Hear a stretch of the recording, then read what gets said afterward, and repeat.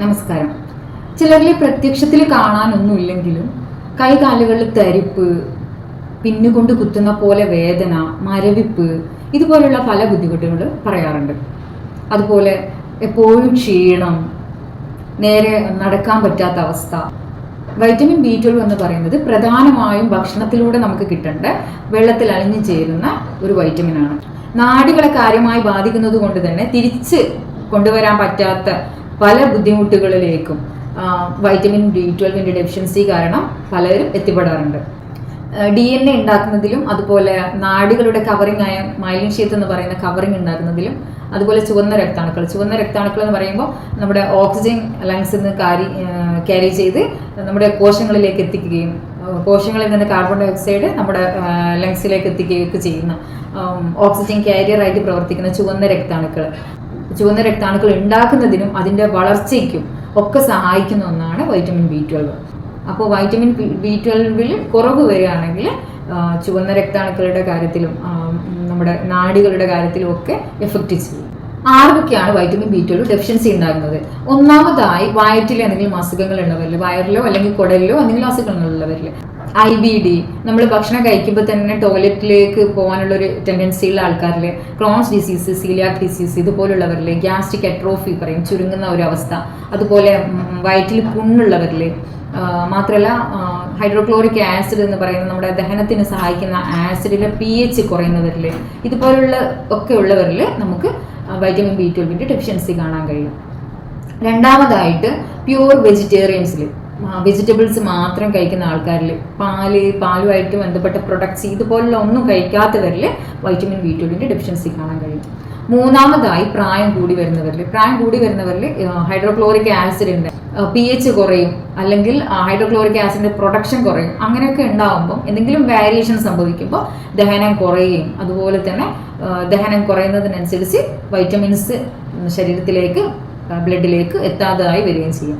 നാലാമതായി കുടലിലെ അബ്സർപ്ഷൻ കറക്റ്റായിട്ട് നടക്കാത്തവരിൽ, ദഹനം നടക്കുന്നതോടൊപ്പം തന്നെ അത് രക്തത്തിലേക്ക് എത്തുകയും വേണം, അത് കറക്റ്റായിട്ട് നടക്കാത്ത ആൾക്കാരിലും വൈറ്റമിൻ B12 ഡെഫിഷ്യൻസി കാണാം.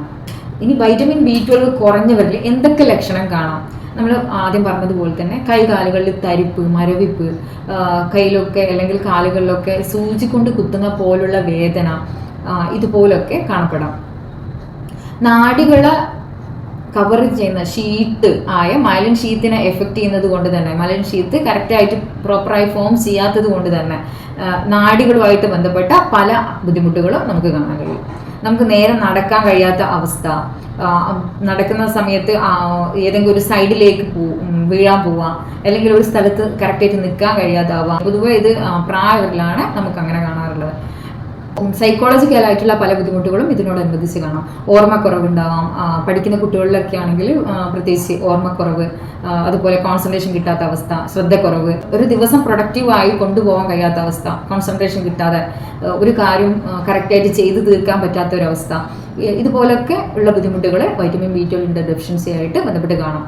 അതുപോലെ ആൻസൈറ്റി, ഡിപ്രഷൻ, എപ്പോഴും ഡിപ്രസ്ഡ് ആയിരിക്കുക, അതുപോലെ ശ്വാസം കിട്ടാത്ത അവസ്ഥ, ശ്വാസം മുട്ടൽ പോലുള്ള അവസ്ഥ, അതേപോലെ ഭയങ്കരമായ ക്ഷീണം. പിന്നെ ഇതോടൊപ്പം തന്നെ അനീമിയ ഉണ്ടാവും, പെർനീഷ്യസ് അനീമിയ എന്ന് പറയുന്ന ടൈപ്പ് ഓഫ് അനീമിയ.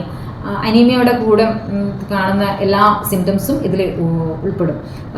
ഇടയ്ക്കിടയ്ക്കുള്ള തലകറക്കം, എപ്പോഴും ക്ഷീണം, ഒന്നും ചെയ്യാൻ കഴിയാത്തൊരവസ്ഥ. അനീമിയ ഉള്ളത് കൊണ്ട് തന്നെ വിളറിയ സ്കിന്നായിരിക്കാം, അതേപോലെ അല്ലെങ്കിൽ ചെറുതായിട്ട് മഞ്ഞ കലർന്ന പോലെ സ്കിന്ന് കാണാം. എപ്പോഴും വായ്പുണ്ട് കൊണ്ട് ബുദ്ധിമുട്ടുക, വായ്ക്കുള്ളിൽ, കവിളുകളിൽ, അതുപോലെ ചുണ്ടുകളിലെ കോണേഴ്സിൽ എപ്പോഴും പുണ്ണ് വരിക, ക്രാക്സ് ആയിട്ട് വരിക, നാവിൽ ഭയങ്കര സ്വെല്ലൻ അല്ലെങ്കിൽ റെഡ്നെസ് അല്ലെങ്കിൽ അൾസർ, ഇതുപോലുള്ള അവസ്ഥകൾ. വൈറ്റമിൻ B12 കുറവ് കൂടി വരുന്നതിനനുസരിച്ച് ശരീരത്തിലെ ഏതെങ്കിലും ഭാഗങ്ങളിൽ വേദന അല്ലെങ്കിൽ തരിപ്പ് അല്ലെങ്കിൽ മരവിപ്പ് അല്ലെങ്കിൽ അതുപോലെ എന്തെങ്കിലും ഞെട്ടൽ പോലെയൊക്കെയുള്ള അവസ്ഥ, ഇങ്ങനെയൊക്കെ കാണിക്കും. ചിലരിൽ ഒപ്റ്റിക് നെർവ് അല്ലെങ്കിൽ റെറ്റിനേവിനൊക്കെ ബാധിക്കുകയും കണ്ണിലും കാഴ്ചക്കുറവ് അല്ലെങ്കിൽ കണ്ണിൽ ബ്ലറായി കാണാം, കാഴ്ച മങ്ങിപ്പോകുന്ന അവസ്ഥ, ഇതുപോലൊക്കെ ഉണ്ടാകും. ഇതൊക്കെ കാരണം കണ്ണ് സ്പെക്സ് ഉപയോഗിക്കേണ്ട അവസ്ഥയൊക്കെ വരാം. ഒരു ദിവസം നമുക്ക് 2.4 മൈക്രോഗ്രാം വൈറ്റമിൻ B12 ആവശ്യമുള്ളൂ. പക്ഷേ ഇതുപോലുള്ള പ്രവർത്തനങ്ങളിലൊക്കെ ഇത് സഹായിക്കുന്നത് കൊണ്ട് തന്നെ RBCയുടെ പ്രവർത്തനത്തിനും DNA യുടെ ഡെവലപ്മെന്റിനും നാഡികളുടെ മലേഷ്യത്തിൻ്റെ കാര്യത്തിലാണെങ്കിലും ഒക്കെ ഉള്ളത് കൊണ്ട് തന്നെ ഇതിൻ്റെ അഭാവം കാര്യമായി നമ്മുടെ ശരീരത്തെ ബാധിക്കാം. അപ്പോൾ എങ്ങനെയാണ് ഈ ഡെഫിഷ്യൻസി നമുക്ക് കുറയ്ക്കാൻ കഴിയുക, അല്ലെങ്കിൽ ഡെഫിഷ്യൻസി ഇല്ലാതെ നോക്കാൻ കഴിയുക എങ്ങനെയാണ്? നമ്മുടെ ഭക്ഷണത്തിൽ ആനിമൽ പ്രൊഡക്റ്റിലാണ് നമുക്ക് കൂടുതലായും വൈറ്റമിൻ B12 കിട്ടുന്നത്. മാംസം, പ്രത്യേകിച്ച് ലിവർ, കിഡ്നി പോലുള്ള പാർട്സ്, മീന്, പ്രത്യേകിച്ച് മത്തി, ഷെൽഫിഷ്, ക്രാബ് പോലത്തെ ഒക്കെ, പാല്, ചീസ്, ബട്ടർ, പനീർ, ഇതുപോലുള്ള ഭക്ഷണങ്ങളൊക്കെ നമ്മുടെ ഡയറ്റിൽ ഉൾപ്പെടുത്തുന്നതോടുകൂടി നമുക്ക് വൈറ്റമിൻ B12 ഡെഫിഷ്യൻസി ഇല്ലാതാക്കാം. എന്നാൽ നമുക്ക് വയറ് സംബന്ധമായ അല്ലെങ്കിൽ കുടൽ സംബന്ധമായ പ്രശ്നങ്ങൾ ഉള്ളവരാണെങ്കിൽ, അത് അബ്സെപ്ഷൻ്റെ ആണെങ്കിലും അല്ലെങ്കിൽ സീലിയാക് ക്രോൺസ് പോലത്തെ അസുഖങ്ങൾ ഉള്ളവരിലാണെങ്കിലും അത് കറക്റ്റ് ചെയ്താൽ മാത്രമേ നമുക്ക് വൈറ്റമിൻ B12 ഡെഫിഷ്യൻസി ശരിയാക്കാൻ കഴിയുള്ളൂ. അതേപോലെ ടീ, കോഫി പോലുള്ളത് അല്ലെങ്കിൽ ആൽക്കഹോള് ഇതൊന്നും കഴിക്കാതിരിക്കുക. ഒരു ഗ്ലാസ് പാലിൽ 1 സ്പൂൺ ഗീ ചേർത്ത് കഴിക്കുന്നത് വളരെ എഫക്റ്റീവ് ആയിട്ടുള്ള ഒരു ഹോം റെമഡിയാണ്.